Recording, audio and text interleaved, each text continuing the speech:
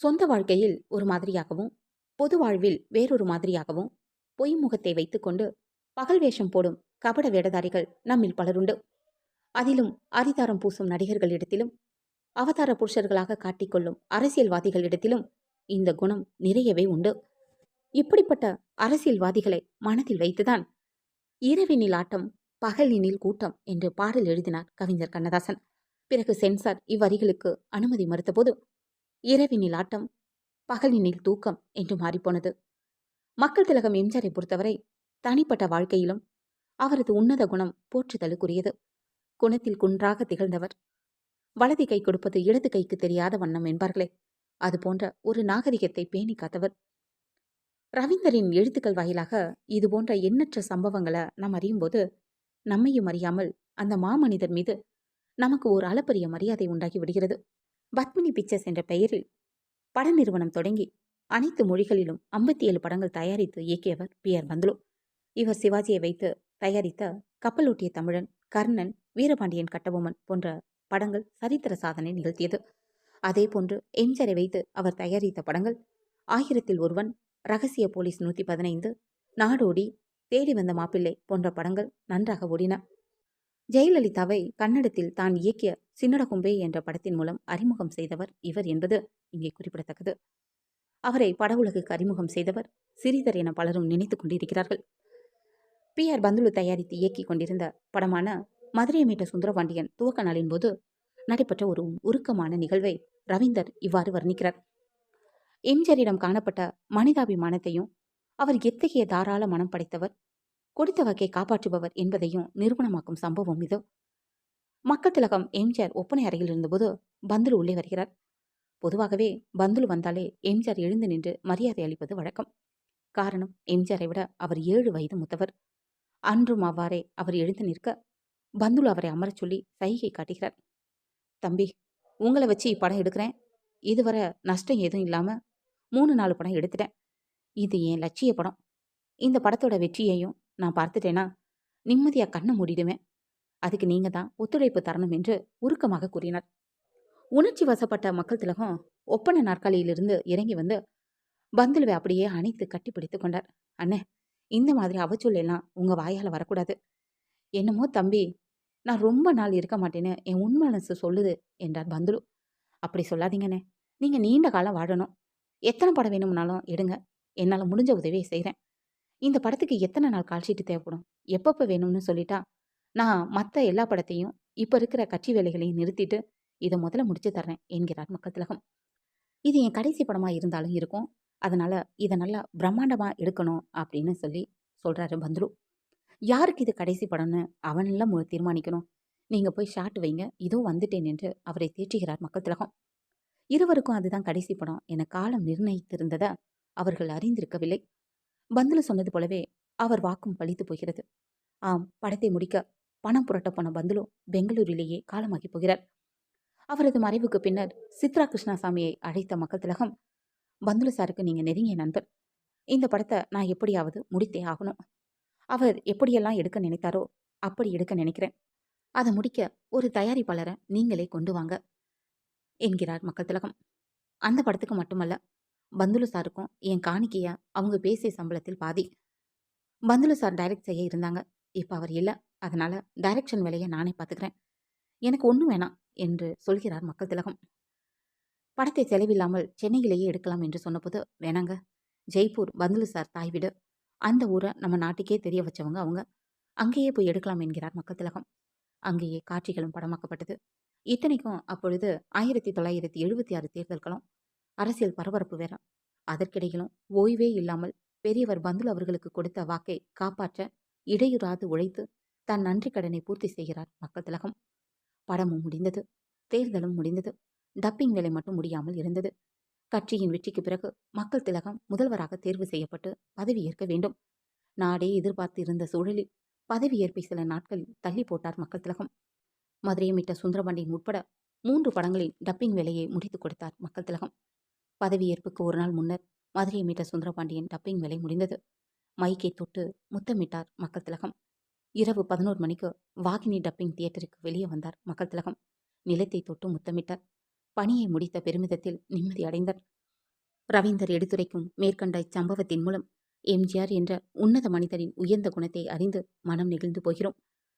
ரவீந்திரனின் பொன்மனச் செம்மல் நூலில் காணப்படும் சில சுவையான செய்திகள் ஒவ்வொன்றும் நம்மை ஆச்சரியத்தில் ஆழ்த்துகின்றன.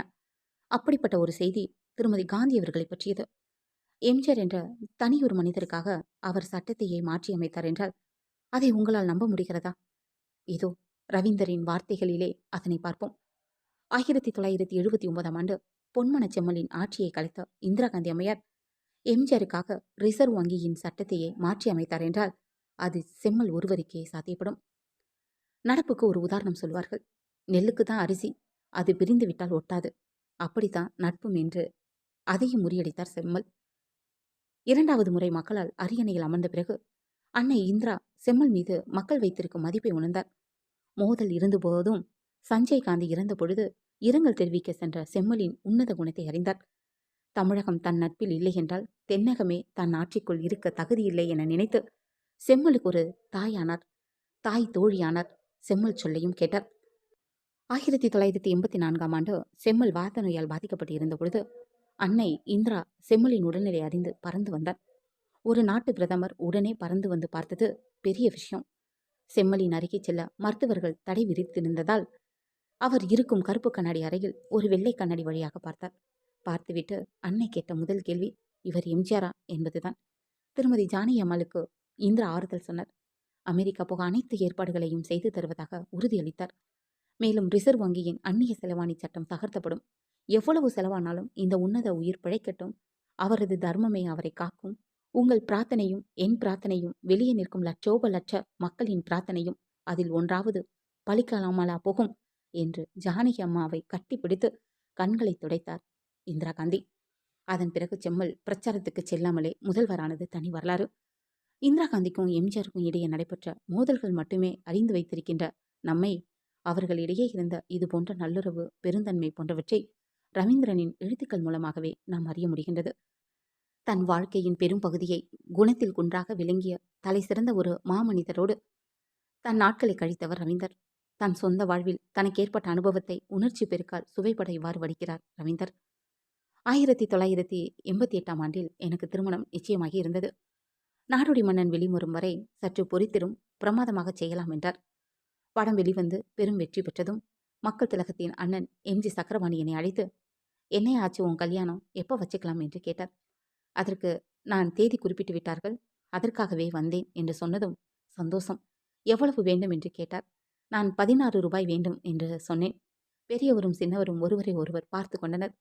பின்னர் பெரியவர் தயங்கி தயங்கி சொன்னார், ரவீந்தர், நாடோடி மன்னனில் புகழ் கிடைச்சது, பணம் கிடைக்கல, ஏதாவது குறைச்சி தரலாமா என்று கேட்டார்.